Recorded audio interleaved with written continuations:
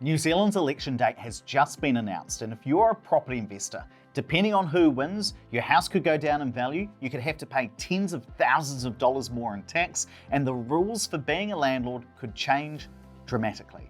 And that's why I wanted to find out, who is the worst political party for property investors? Is it National, Labour, or the Greens? And I've got to say, after I looked at the actual policies, one of these results genuinely surprised me. Now, I've got to tell you, before we get into the policies, you need to know that I'm not here to tell you who to vote for, because I know that you're not just a property investor. You might also be a nurse, a teacher, a parent. You might care about the environment, the arts, or your local community, or whatever is important to you. And when you cast your vote in November, I know that you're voting based on everything that matters to you, not just who has the best policies for one part of your life. Which is why, even if you're a property investor, you might decide to vote for a party with anti-property investor policies because you care about all of their ideas together. But in this video, we're just going to talk about property investment because the potential changes could have a much bigger impact than you might think. The first is the capital gains tax, a CGT. Now, right now, New Zealand doesn't have a formal capital gains tax, but we do have the Bright Line test, which is basically a CGT with a time limit. A few years ago, National loosened the rules. If you sell an investment property within 2 years of buying it, you pay tax on the profit, but if you hold it for more than 2 years, no tax on the house price increase at all. Since it's their policy, National's not planning to change this, but Labour, they want to do something different. They want to bring in a capital gains tax on investment properties with no time limit at all. It doesn't matter if you hold the property for 2, 20, 200 years. When you sell it, you pay 28% tax on any gain you've made. But here's the important detail that a lot of people miss. Labour's capital gains tax would not go back in time. It only applies to any increase in the house value that you get after July 2027. So let's say you bought a property for $600,000 back in 2020. By mid-2027, it's worth $800,000. You've made a $200K gain.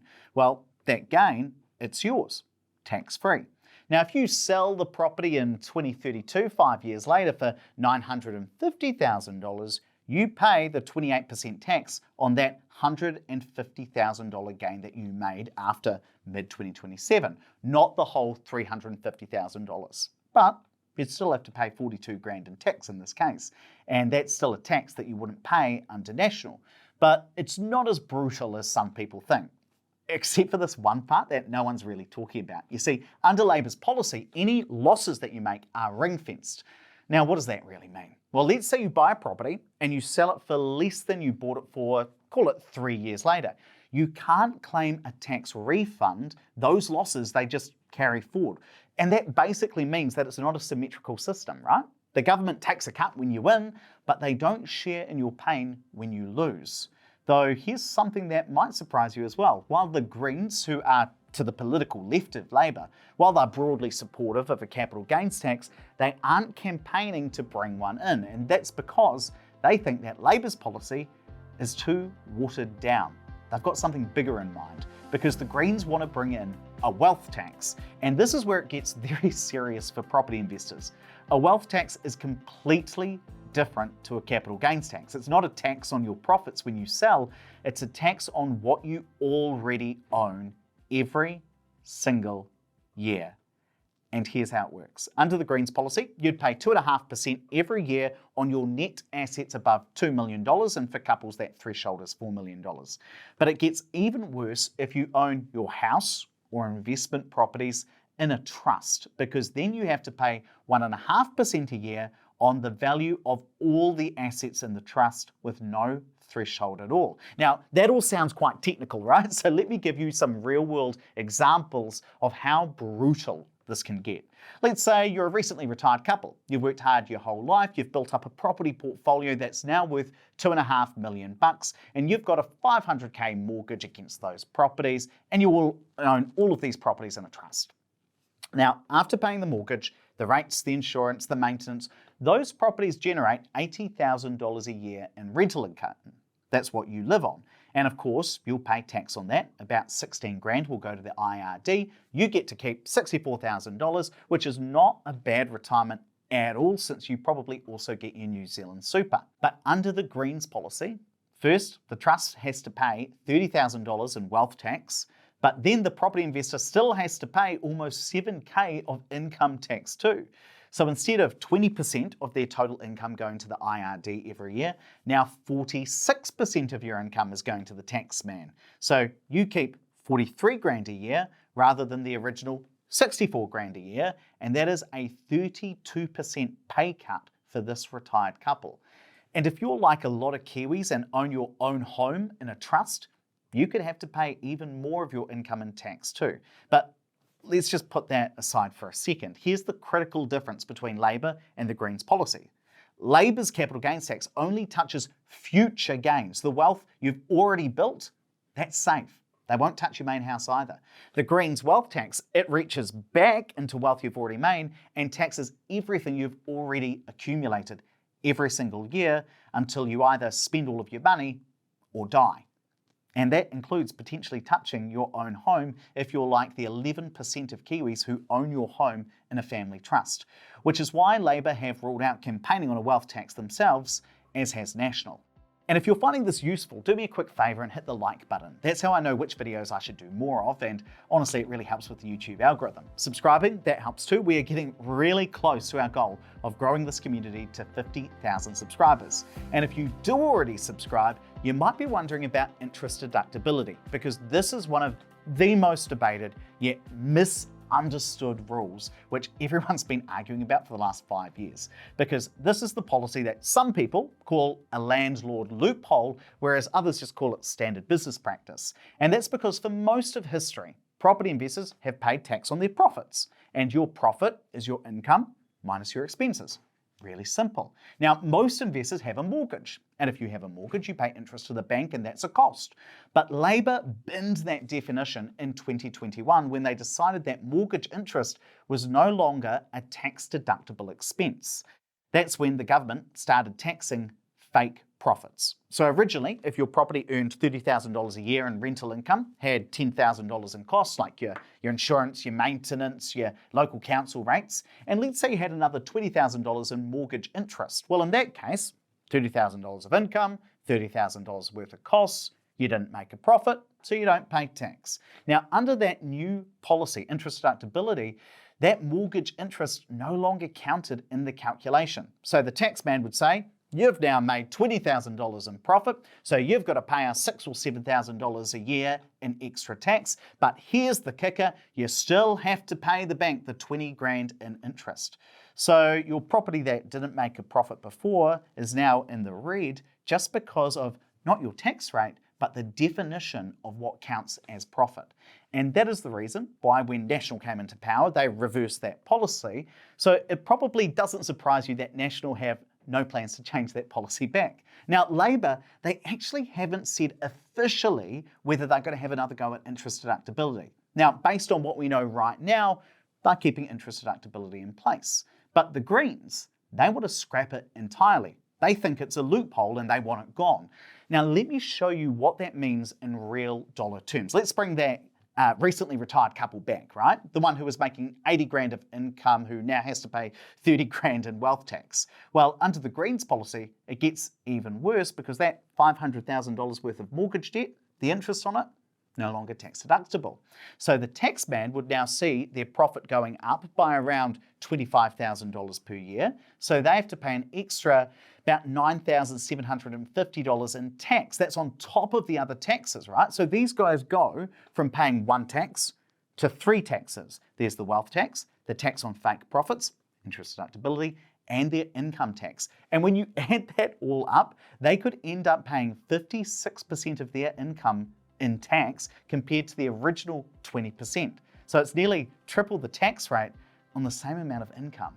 But while tax is one of the main levers that a government can pull, this isn't the only way the political parties impact property investors, because then you've got to think about the rules around being a landlord. Now, this one's pretty simple actually, because National and Labor, basically on the same page really. Nationals made all of the changes they wanted. They gave landlords back the chance to end a tenancy with 90 days notice, no questions asked. On top of that, they brought in pet bombs. So if your tenant has a dog that destroys the carpet, you've got some extra protection. Now, Labor, they haven't officially said they'll reverse any of these. So right now, it's safe to assume that the status quo stays.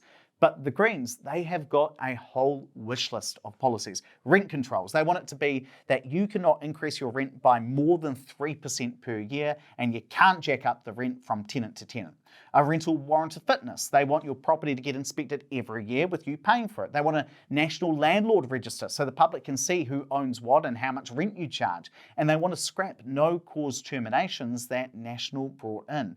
And before we get to the final comparison, you've probably noticed something pretty shocking actually. When it comes to property investment policy, National and Labor are actually pretty close together.